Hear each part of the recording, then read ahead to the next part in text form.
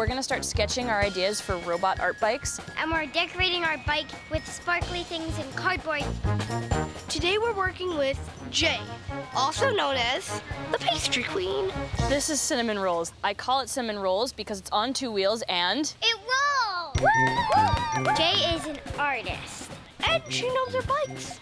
My design is to decorate my bear named Booster. You're gonna be the robot, right? Yeah, I've been making a backpack, and then there's gonna be a helmet on the top. Right now I'm working on the head of the robot. My robot, the arms are wobbly. I'm putting tinfoil around the box. We're gonna be biking in the honk parade, and there are gonna be so many different crazy bikes just like ours. See you at the parade! Jay was on a crazy bike.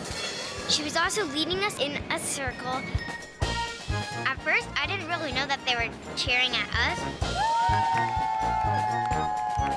It's really fun and creative to make a whole new way of looking at bikes, decorating them like crazy.